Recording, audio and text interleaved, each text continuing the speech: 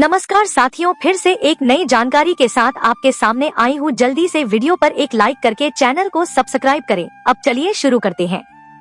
भविष्य मलिका में लिखा है कि जब धर्म खतरे में होगा तब एक ऐसा राजा आएगा जो सन्यासी जैसा जीवन जिएगा परंतु राजनीति करेगा।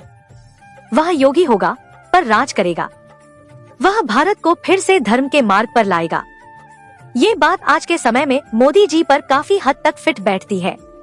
उन्होंने बचपन में सन्यासी बनने की कोशिश की थी, हिमालय की यात्रा की थी और आज भी उनका जीवन एक साधारण इंसान जैसा ही है, बिना परिवार, बिना लालच, पूरी तरह राष्ट्र को समर्पित।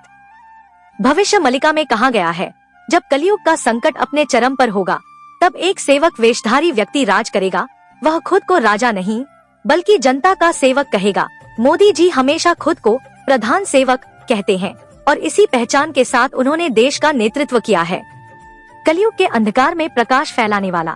एक और भविष्यवाणी में लिखा है कि जब धरती पर पाप और अधर्म का बोलबाला होगा तब एक अग्नि समान तेजस्वी पुरुष उठेगा जो विदेशों में भी भारत का नाम रोशन करेगा, धर्म की नींव फिर से मजबूत करेगा। मोदी जी ने अंतर्राष्ट्रीय स्तर पर भारत की छवि को काफी ऊंचा उठाया है, चाहे वो योग दिवस हो, G20 की अध्यक्षता हो या दुनिया भर के राष्ट्राध्यक्षों से संबंध। उस राजा को विरोध भी बहुत झेलना होगा।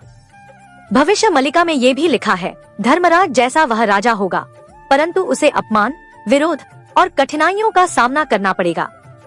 फिर भी वह डिगेगा नहीं क्योंकि उसके पीछे ईश्वर की योजना होगी।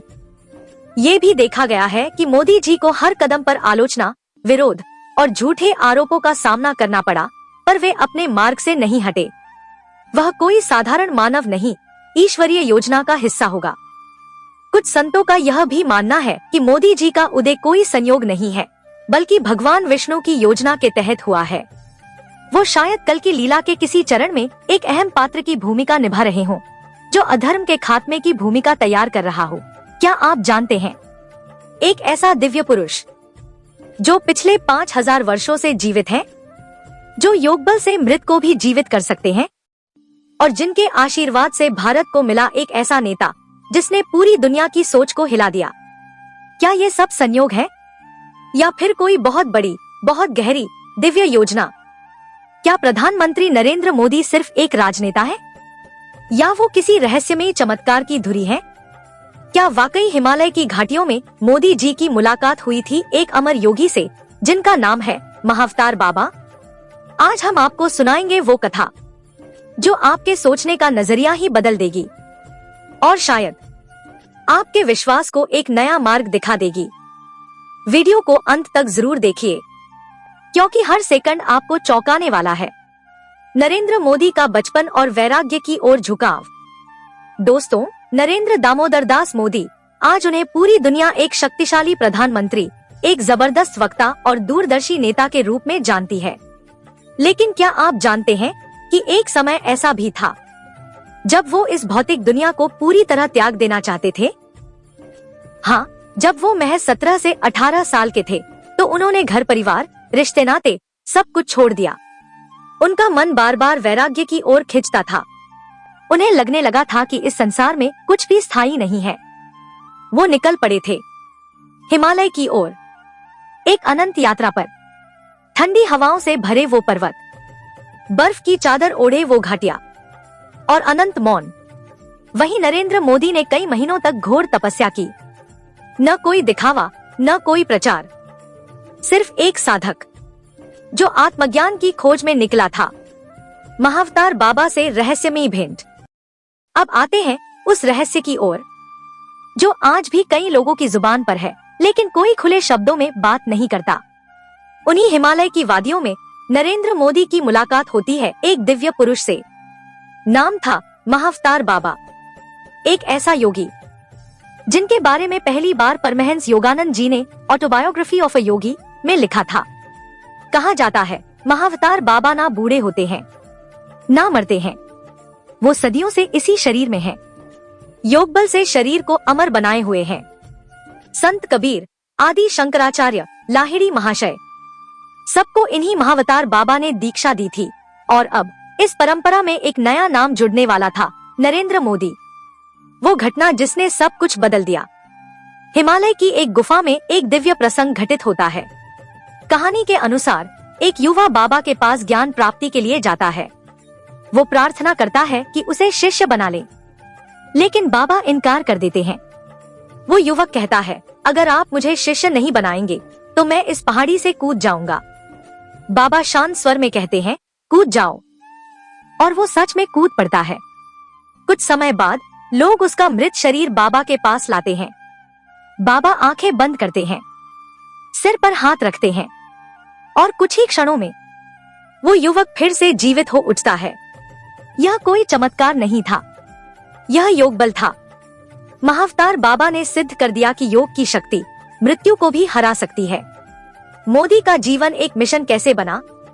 नरेंद्र मोदी ने महाअवतार बाबा से विनती की कि वो हिमालय में ही बस जाएं। लेकिन बाबा ने साफ कहा, तुम्हारा मार्ग तपस्या नहीं, सेवा है। तुम्हें वापस जाना होगा। भारत और सनातन धर्म के पुनरुत्थान के लिए बाबा ने उन्हें आदेश दिया कि वो समाज में लौटें और भारत को फिर से एक सनातन राष्ट्र बनाने में योगदान दें। और यहीं से शुरू होता है नरेंद्र मोदी का नया जीवन।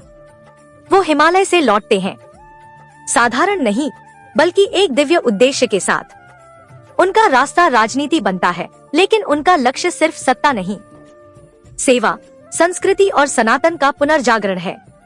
मोदी जी की उपलब्धियां और महाअवतार बाबा की कृपा।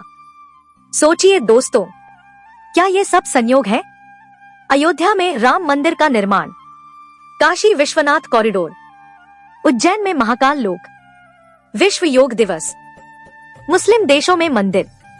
क्या ये सब सिर्फ एक नेता की योजनाएं हैं, या इनके पीछे कोई दिव्य निर्देश है? महाअवतार बाबा का आशीर्वाद। आज भारत सिर्फ एक राष्ट्र नहीं बल्कि आध्यात्मिक शक्ति के रूप में उभर रहा है, और इसके पीछे है एक शक्ति जो अदृश्य है लेकिन सक्रिय है। महाअवतार बाबा का इतिहास। महाअवतार बाबा का जन्म 203 ईस्वी में श्रीलंका में हुआ माना जाता है। कुछ मान्यताओं के अनुसार उनका जन्म तमिलनाडु में हुआ था। उनका मूल नाम था नागराज।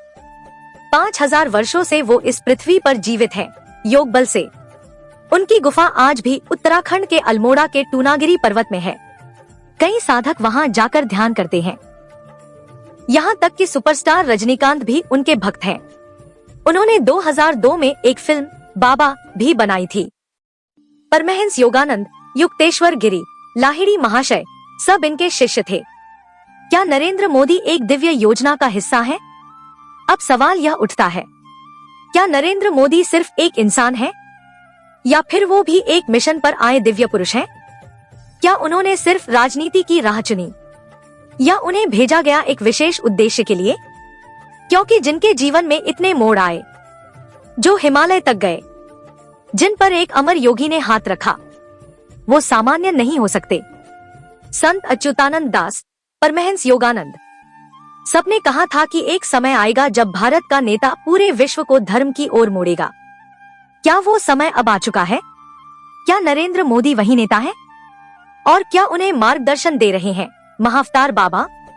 अगर आपको भी लगता है कि नरेंद्र मोदी के पीछे कोई दिव्य शक्ति है, अगर आपको लगता है कि ये सिर्फ राजनीति नहीं बल्कि एक आध्यात्मिक क्रांति है, तो इस वीडियो को ज्यादा से ज्यादा शेयर कीजिए ताकि सनातन धर्म का ये चमत्कार हर कोने तक पहुंचे। कमेंट बॉक्स में जरूर लिखिए जय श्री महाअवतार बाबा और जय भारत, जय सनातन धर्म। चैनल को सब्सक्राइब कीजिए और बेल आइकन जरूर दबाइए, क्योंकि अगला वीडियो और भी रहस्यमय होने वाला है।